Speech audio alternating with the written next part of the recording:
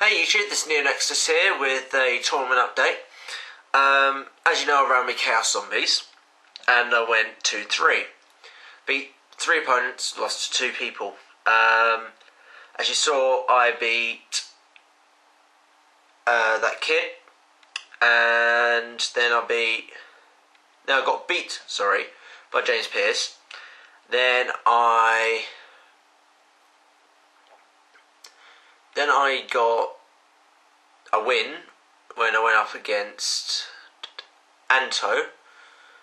Then I went up against, obviously, Adam, and then I went up against, in round 5, Luke Jackson and lost to him. Luke Jackson was running Light Swarm, and JPS was running Agents. So, by my evaluation of how those decks performed, I'd say Agents are most definitely going to be a top deck this format. Most especially when the Dark Lords come out in Legendary Collection 2 at the end of this month. As for Light Sworn, they're as good as they've always been. It's no extra consistency. You've given them 2 Necro Gardeners and a 3rd JD. I thought this was going to be really rape, but hardly ever did Luke Jackson drop JD on me.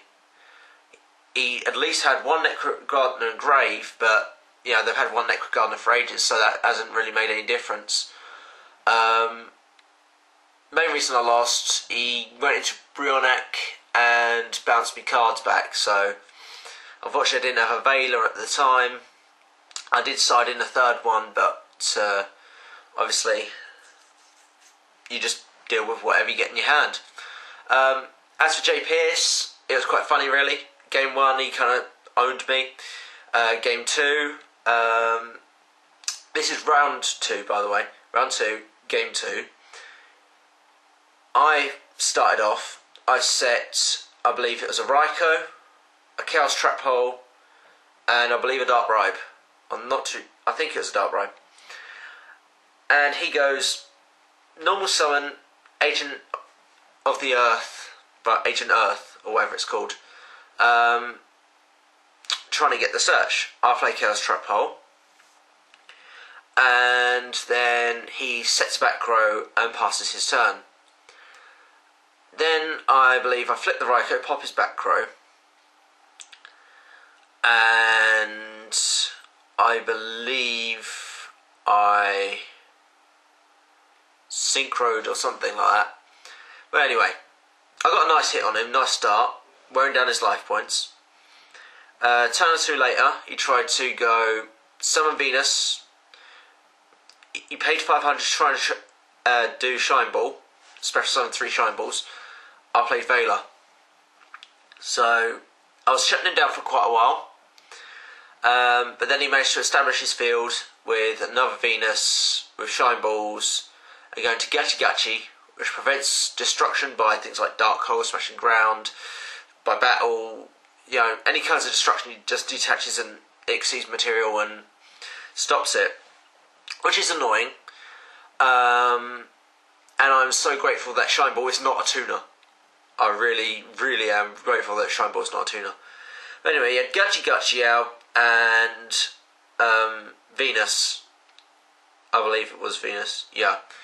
And he ended up tributing them off a turn or 2 later into Christia. So I had him down on 2-6.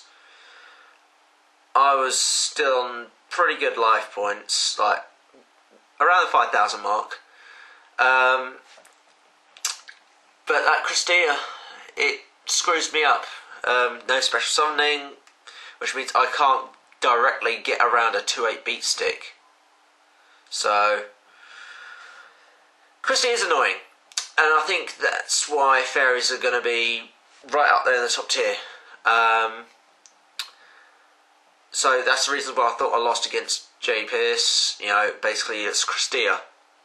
I don't think he was playing Hyperion, which was kind of interesting, because Hyperion is just ridiculously easy to summon.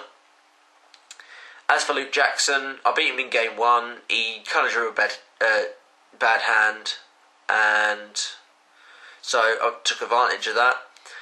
And games 2 and 3, it was just head to head. You know, I lost fair and square, no herpy-derpiness. But as for a full tournament report as things go, game 1 I went up against this kid, I think his name was Michael, playing Dragunities. He tried to go off of his Dragunities. I believe he got one Dragunity monster on I think it was 20. I believe he got one of his Dragunities up to 2 attack points or something like that, and he had 2 monsters equipped to it in the Splendid Track card zone, and I played Storm, which kind of wiped him out. We were both getting rather bad hands, and it was only the fact that I topped Storm that I was able to take him out that one game. But due to his inconsistencies, as you saw in the round updates, he was trying to do a lad-based version of Dragunities. Unfortunately, he wasn't getting what he wanted in his hand, so anything he did get, I compulsed it or negated the attacks with Utopia and things like that, so all well and good. Game 2, obviously, I just mentioned with Pearce. Game 3, I went up against Anto. Anto was out for revenge because of the fact of I beat him down AMF bowling that time in the duels you've seen with TeamMegaMantis versus me. He was playing his Blighted Beast deck. I was compulsing his monsters off the field. I was I Blackhorned the Heaven's Test Tiger because he went summon Prisma, send that green Blighted Beast to the graveyard, the one that looks like a bird, and he special summoned the Test Tiger. I went Blackhorn, and that he had to check what it did because obviously Blackhorn's not that known. It's a very good card, very expensive in Ultimate Rare, quite expensive for a rare as well. I think it needs a re-release, especially in today's format. It's a nice substitute for Solemn Warning if you don't have it. So is Chaos Trap Hole, because of obviously there's going to be Dark Wards come November, so that's going to be brilliant. Painted Cage to negate a Dark Ward summon. Then obviously Agents and Light Swarm, Painted Cage to negate a Judgment Dragon or a Christia or something like that. So it's all well and good. That Blackhorn of Heaven also comes in very handy with those sort of things as well. Blackhorn of Heaven, in case you guys don't know, you can negate the initial special summon. And initial special summons, as far as I'm aware, are classified as the likes of Cyber Dragon and monsters that special summon themselves under their own effects, like Tricky, Oracle of the Sun, Vice Dragon, Archer Christia, saying you can special summon this card if you have exactly 4 fairies in the graveyard. Dark Arm Dragon, Judgment Dragon, they're all initial special summons, so Blackhorn stops all them. So, if you can, guys, get your hands on Blackhorn of Heaven, I recommend you go out there and buy them up now. I know Solemn Warning's coming out in the 10th of November, but Blackhorn of Heaven can act as a third Solemn Warning at times. Or Chaos Trapple, whichever you prefer. But kind of, Blackhorn, it's, you know, it stops the special summon, the initial special summon, whereas Chaos Trapple negates the actual summon of light and dark monsters, I do believe. I can grab my deck box, which is all the way over there. Hey! Here we go. Right.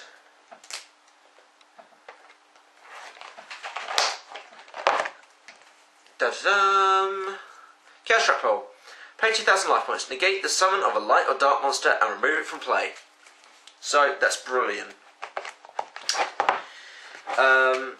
So, invest in Chaos Trapple, guys. Invest in Blackhorn of Heavens. Because they are unbelievably good cards. So, yeah. Beat Anto. He wasn't best impressed. Poor Anto. Kept compulsing his monsters, kept on negating his attacks, kept on negating his summons. found out during that match when I started in a second call, the Haunted, that it wasn't actually as helpful as a third MST. So it's your choice, guys. If you can fit in 3 MSTs and 2 Call the Haunted, more power to you. At the moment, I can't. I don't think a second call benefits me that much. I find the extra back row removal more helpful. So after Anto, I faced Adam with his machine and gadgets. His first turn, he set up with a Cyber Valley and I think it was 3 back row. So it was a bit of a stall with things like that, and then he started going with the gadgets and Machine of Fortress and things like that. So it was interesting. Machine and gadgets haven't seen a lot of light recently. It's one of those decks like Fairies that started off with a structure deck and just slowly fizzled out after a while. What time are we up to now? We're up to 11 minutes, wow. So, yeah, pretty good tournament and all. After Adam was obviously Luke Jackson and didn't make it to the top 4. Got some trades like... Here we go. Breaking out the team folder. Got some trades like Starlight Road, but I got that for myself mainly. Got a Super Rare Gold Warlord Dark World. Got a Gold Rare Plague Spreader Zombie off of Ollie from TeamMegaMantis. Shout outs to TeamMegaMantis. Where is it? Here we go. Gold Plague Zombie for the team folder. Got us other such things like I don't know if you noticed this, guys. I say do a lot. It means I'm thinking. But yeah. Okay, I'm not seeing a lot of what we got, but we got some trades nonetheless. We did something. Something's better than nothing. Did a few trades for myself. Be doing a full deck update after this with my current build, which is half budget, half not, because I can't afford tour guides.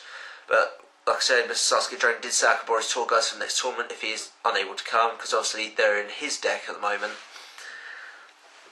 And I found out that Chaos Trap was a brilliant card. I can see why people play Solemn Warning. I'm still not overly keen on Duality. I don't think Duality is as broken as people make it out to be. I haven't tried it in Zombies yet, but I may do in the future.